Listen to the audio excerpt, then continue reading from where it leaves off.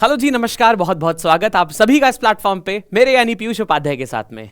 ये क्वेश्चन हर स्टूडेंट के दिमाग में कहीं ना कहीं घूमता रहता है कि ओटीआर जरूरी क्यों है, और बहुत सारे स्टूडेंट्स को ओटीआर एग्जैक्टली क्या है ये भी नहीं मालूम है। तो आज की इस वीडियो में हम कंप्लीटली जानने वाले हैं ओटीआर एग्जैक्टली क्या होता है, किन एग्जाम्स में अपीयर होने वाले बच्चों के लिए जरूरी है, और क्या ये जरूरी है भी या नहीं जरूरी है।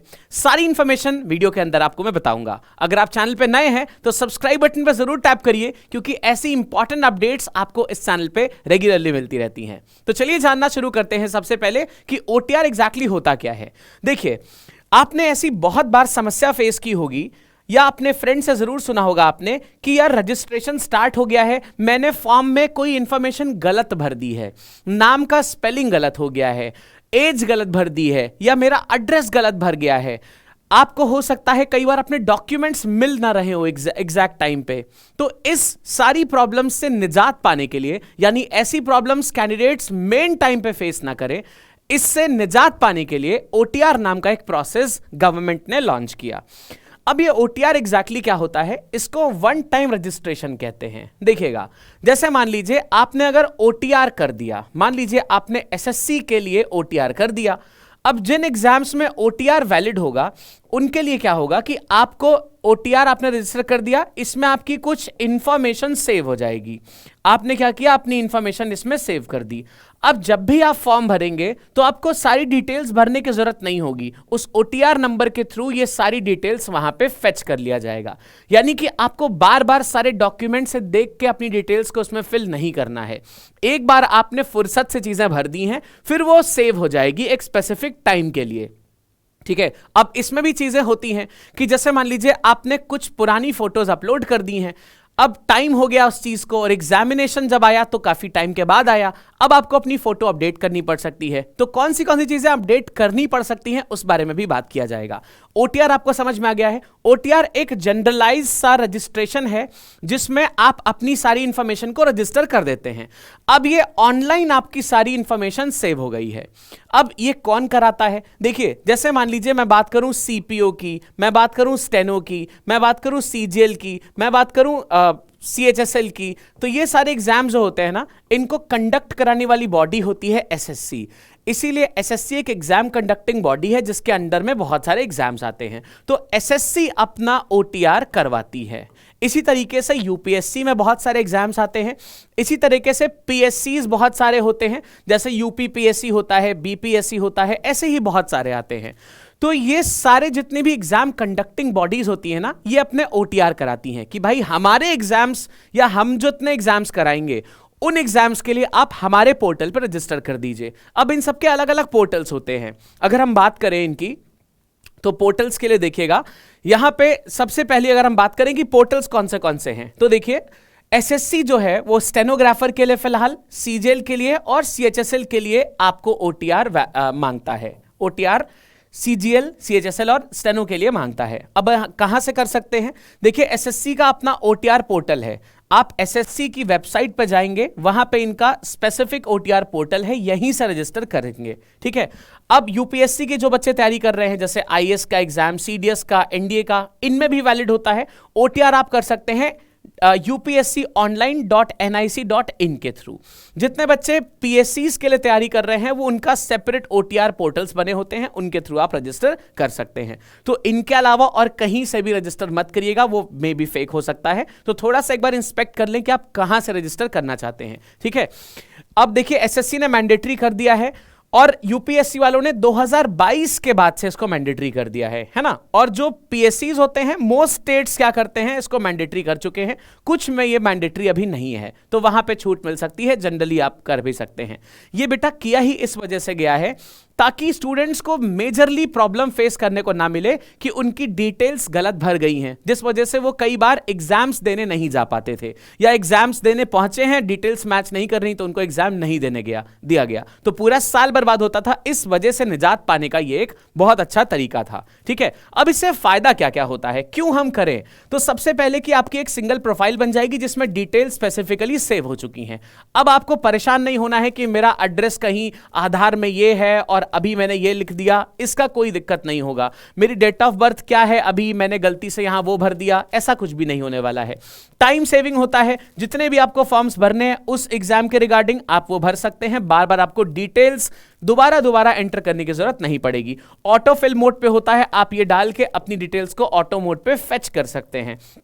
नोटिफिकेशंस आपको मिलती रहती हैं कि कौन सा एग्जाम इस लाइन में आने वाला है। और कुछ प्रोफाइल्स लॉकिंग का भी फीचर देते हैं कुछ वेबसाइट्स में। जब आप ओटीआर रजिस्टर करेंगे तो कुछ आपको ये फीचर देते हैं कि अपनी प्रोफाइल लॉक कर लीजिए, जिससे कोई और उस चीज को एक्सेस ना कर पाए। ठीक है, तो ये सारे एक बेसिक बेनिफिट की तरह आपको देखने को मिलते हैं। अब आपको ओटीआर अगर करना है, मान लेते हैं वन टाइम रजिस्ट्रेशन करना है, तो कौन सी इंफॉर्मेशन स्टोर्ड रहेंगी, और फिर बात करेंगे कि क्या क्या चीजें आपको अपडेट करते रहना है उसमें। कुछ इंफॉर्मेशन तो सेव हो जाएंगी, जैसे आपका नाम हमेशा सेम रहेगा।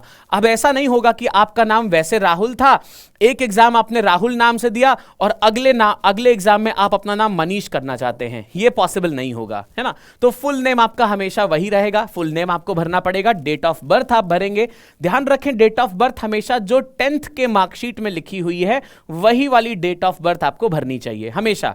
अगर आधार में अलग है, 10th में अलग है, तो 10th वाली ही आप आधार में अपडेट करा लीजिए, क्योंकि 10th वाली ही वैलिड होती है हर एग्जाम में। ध्यान रखेंगे 10th की, 12th की भी मान्य नहीं होगी, 10th में जो है वही होगी।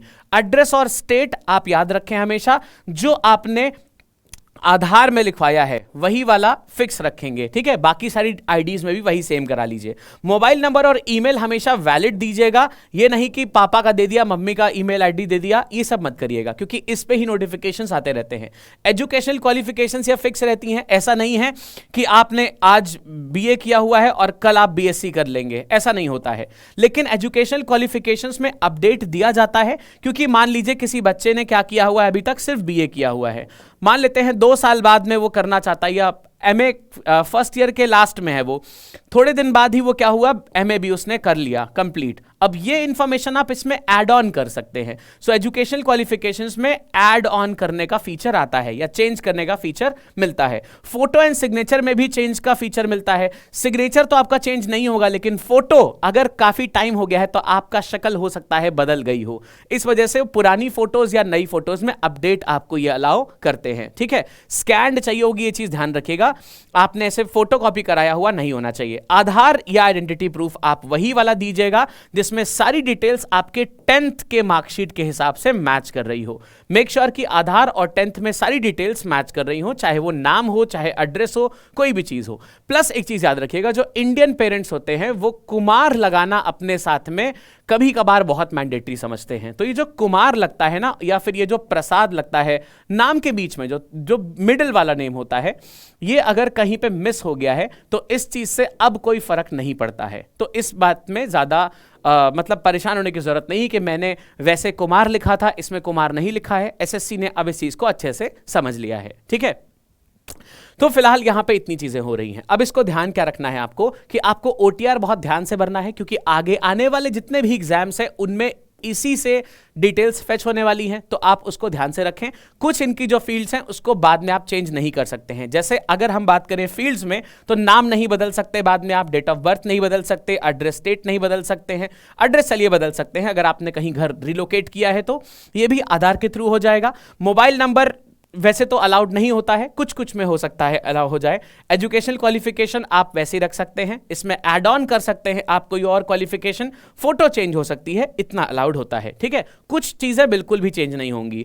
अपनी क्लियर एकदम रीसेंट फोटो को अपलोड करें, मैक्सिमम 3 मंथ्स तक की पुरानी फोटो अपलोड करना ही हमेशा प्रेफर किया करिएगा। ठीक है, और अपनी प्रोफाइल को हमेशा अपडेट करते रहिए। जैसे आपका एड्रेस चेंज हुआ या कोई नई क्वालिफिकेशन ऐड हुई है तो उसको हमेशा अपडेट करते रहिएगा, जिससे आगे चल के कोई प्रॉब्लम ना आने पाए। ठीक है, तो इतनी चीजें आपको ध्यान रखनी है। अगर आपने ये चीजें ध्यान नहीं रखी हैं या आपने कुछ गलत इंफॉर्मेशन उसमें फिल कर दी है तो इसके रिजल्टेंट्स क्या हो सकते हैं। अगर आपने नाम या डेट ऑफ बर्थ को गलत भर दिया है, ठीक है, तो आपका फ्यूचर में फॉर्म्स रिजेक्ट हो जाएंगे। ऐसा करने से बचने के लिए ही ओटीआर को निकाला गया है कि अगर आपने स्टार्टिंग में गलत भर दिया है तो ओटीआर में ही आप सही कर दें, जिससे फॉर्म्स में ये गलतियां ना होने पाए। अगर आपने लो क्वालिटी की फोटोज अपलोड की हैं तो चेंज ये अलाउ कर देते हैं कि भाई अपना सही कर लीजिए, ताकि जब मेन एग्जाम आए तो कहीं से ये प्रॉब्लम्स ना क्रिएट कर पाए। अगर आपने अपनी रॉन्ग कैटेगरी भर दी, मान लीजिए आपने जनरल की जगह पे ओबीसी भर दिया, अब ये क्या होता है दोस्त, ये कोई चेंज करने वाली चीज़ नहीं है कि कोई ओबीसी वाला जंप करके जनरल में आ जा रहा है, ये चेंज करने वाली चीज़ नहीं है। तो इसको बहुत अलर्ट होकर भरिएगा। ये जो कैटेगरी वगैरह होती है या अपनी आईडी की इन्फॉर्मेशन होती है, जैसे किसी का आधार कार्ड का कोई आईडी है, कोई नंबर है, अब ऐसा थोड़ी होगा उसने आधार कार्ड एक नया बनवा लिया तो नया आ गया है, वो आदमी बिल्कुल नया है। तो आईडी की इन्फॉर्मेशन जो होगी, जो भी आप आईडी यूज़ करेंगे, जो भी आप आईडी वहाँ पे प्रोड्यूस करेंगे, उसकी इन्फॉर्मेशन बिल्कुल करेक्ट, बिल्कुल इंटैक्ट होनी चाहिए।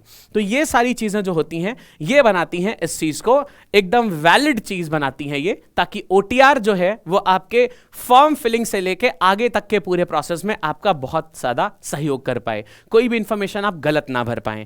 आपका जब डॉक्यूमेंट वेरिफिकेशन होगा तब भी सारी चीज़ें बहुत ईजिली इसके थ्रू हो जाती हैं, राइट। सो ओटीआर एक बहुत मैंडेटरी प्रोसेस है, इसको लाइटली मत लें, आपके लिए बहुत हेल्पफुल होता है ये। कोई भी चीज़ अगर मिस हो गई है, कोई अगर डॉक्यूमेंट मिस हो गया है और फॉर्म आ गया है, लास्ट डेट आने वाली है, तो आपको ओटीआर बहुत हेल्प करने वाला है। सारी डॉक्यूमेंट्स वहां पे स्कैन कॉपी में सेव रहती हैं, ठीक है। तो ओटीआर को जरूर प्रेफर करिए। मिलेंगे नेक्स्ट वीडियो में। All the best and thank you.